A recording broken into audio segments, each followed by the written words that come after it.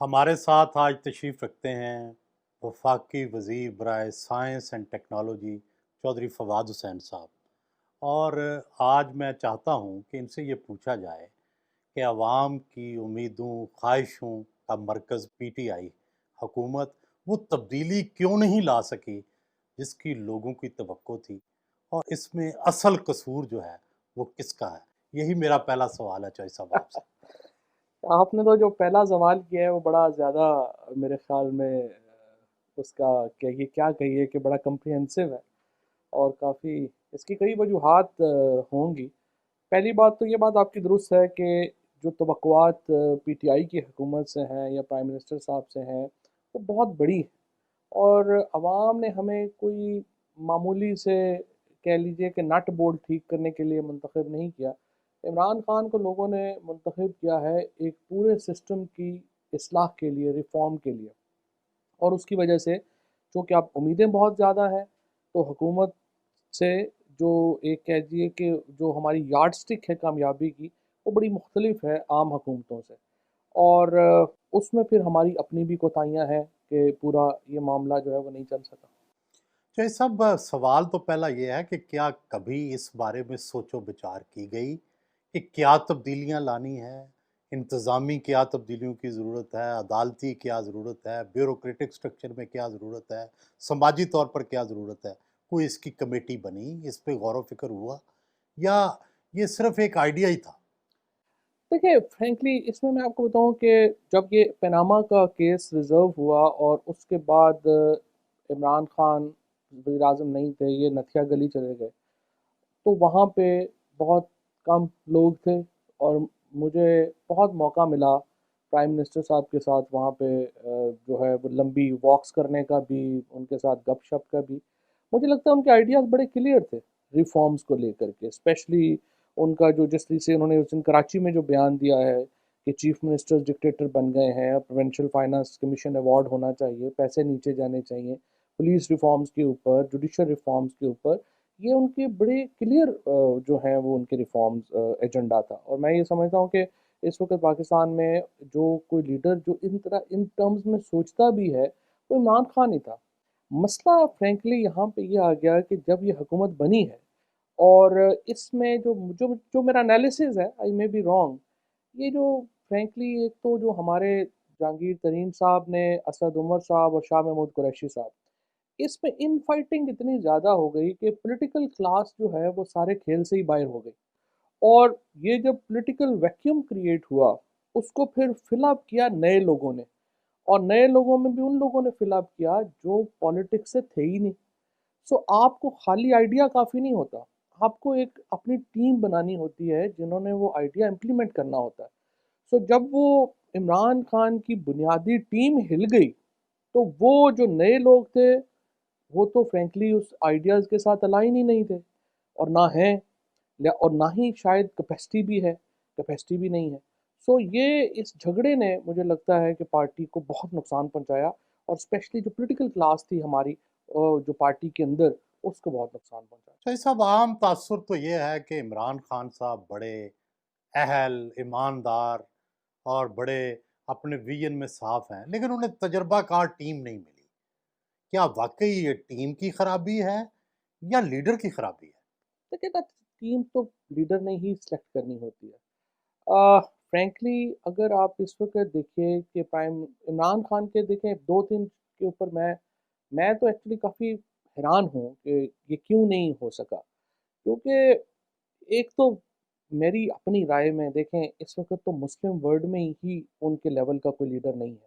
آپ جو مرضی کریں، عمران خان سے آپ کو اختلاف ہو سکتا ہے، لیکن آپ دیکھیے کہ اگر آپ فار ایگزامپل ٹرکی کے لیڈرشپ کو دیکھ لیں، وہ ویسٹ میں ان ایکسیپٹیبل ہے۔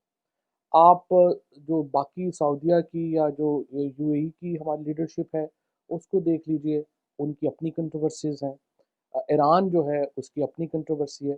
تو واحد مسلم لیڈر جس کا قد تھا اور قد ہے ایک ویسٹ کو اور مسلم ورلڈ کو قریب لانے کا، وہ عمران خان ہے۔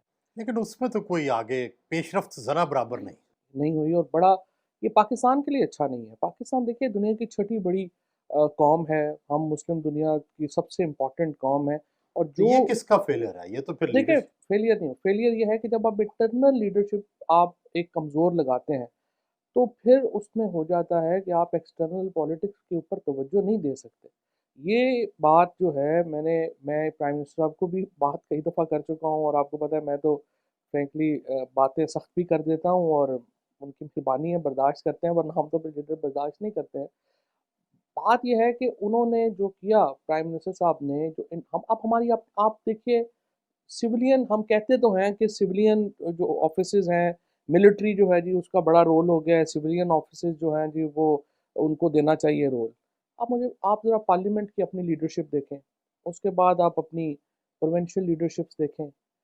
آپ مجھے بتائیے کوئی دل پہ ہاتھ رکھ کے کوئی مجھے بتائے اس لیڈرشپ کے ساتھ کیسے سولین سپریمیسی ہو سکتی ہے؟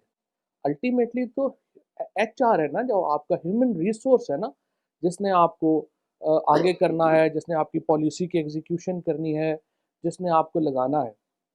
سو جب آپ دیکھیں نواز شریف اور بے نظیر بھٹو کی سمجھ آتی تھی کہ انہوں نے کمزور لوگوں کو اٹھا کے امپورٹنٹ پوزیشنز کے اوپر لگایا، کیونکہ ان کا ایک پورا ویژن تھا کہ انہوں نے لیڈرشپ ٹرانسفر کرنی تھی اپنے بچوں کو. کیونکہ پی ایم ایل این کا یا پیپلز پارٹی کا اور تو کوئی ویژن ہی نہیں ہے، ان کا تو صرف یہ ہے کہ ہم نے کیسے ہم اپنی لیڈرشپ ٹرانسفر کر سکیں آگے اپنے بچوں میں. عمران خان کا تو یہ پرابلم نہیں تھا، انہوں تو جو بیسٹ لوگ تھے وہ وہاں پہ لگنے چاہیے تھے. لیکن سم ہاؤ مجھے لگتا ہے کہ جس نے بھی ان کو مشورہ دیا فرینکلی کہ کمزور لوگوں کو لگائیں اور ان لوگوں کو لگائیں گے جو ہر بات جو ہے وہ ڈکٹیشن لیں گے، اس کا مجھے لگتا ہے کہ ان کی ذات کو سب سے زیادہ نقصان پہنچا. عمران خان از فار بگر دین ابھی جتنا وہ لگ رہے ہیں اس سے. اقتدار میں آنے سے پہلے تو لگتا تھا کہ جہانگیر ترین کا تجربہ ہوگا، شاہ محمود قریشی کئی دفعہ حکومتوں میں رہ چکے ہیں، پرویز خٹک رہ چکے ہیں، تو ایک اچھا کمبینیشن بنے گا اور یہ چلا لیں گے. تو پھر پرابلم کہاں ہوا؟ کیا عمران خان ان سب کو اکٹھا نہیں چلا سکے؟ یہ خود اس قابل نہیں تھے؟ کہاں پرابلم ہے؟ دیکھیں ہم فرینکلی ہم نے تو پوری کوشش کی، ہم نے بڑی سمجھانے کی بھی کوشش کی، لیکن بات بنی نہیں ہے فرینکلی. جب پہلے اسد عمر صاحب فائنانس منسٹر تھے، جہانگیر ترین صاحب نے بڑا زور لگا کے ان کو جو ہے وہ فائنانس منسٹر سے فارغ کروایا. پھر اسد عمر صاحب جب آئے دوبارہ آئے، انہوں نے پوری کوشش کر کے تو جہانگیر ترین کو فارغ کروا دیا. اور اسی طرح سے شاہ محمود قریشی صاحب نے بھی ملاقاتیں ہوئیں ترین صاحب سے، لیکن ان کی کوئی آپس کی کوئی بات بنی نہیں ہے. مجھے نہیں سمجھ آئی فرینکلی کہ آپ لڑائیاں بھی ہوتی ہیں اور پارٹیز کے اندر ایک اپنی اپنی گروپنگ بھی چلتی ہے، لیکن آپ اپنے ہی جو جس شاخ پہ بیٹھے ہوں آپ اس کو تو نہیں کاٹ دیتے. تو مجھے لگتا ہے کہ ہماری جو انٹرنل فائٹنگ تھی بٹوین دیز 3-4 ٹاپ لیڈرز، اس نے نہ صرف پارٹی کو بڑا نقصان پہنچایا بلکہ اس کے نتیجے میں پوری پولیٹیکل کلاس آؤٹ ہو گئی، اور ان کی جگہ جو ہے وہ بیوروکریٹس نے لے لی. اور پرائم منسٹر صاحب کا جو ایک ویژن تھا یا جو جس طریقے سے امپلیمنٹیشن ہونی چاہیے تھی وہ ہوئی ہی نہیں. اب آپ اندازہ لگائیں 2 سال ہو گئے ہیں جو بچے ہمارے ادھر دھرنے میں شریک تھے، پہلی کیبنٹ میٹنگ سے یہ بات میں کرنا شروع ہوا ہوں کہ وہ کیسز ہم ختم کریں. ہم ان بچوں کے اوپر وہ کیسز ختم نہیں کر سکتے. جو بنیادی کچھ اگر آپ سٹیپس کہیں پولیس ریفارمز کے، بنیادی کچھ سٹیپس کہیں ہم جوڈیشل ریفارمز کے، جو ہم نے ایس او ایز کے اوپر چیزیں بنائی تھی، ساری اسٹینڈ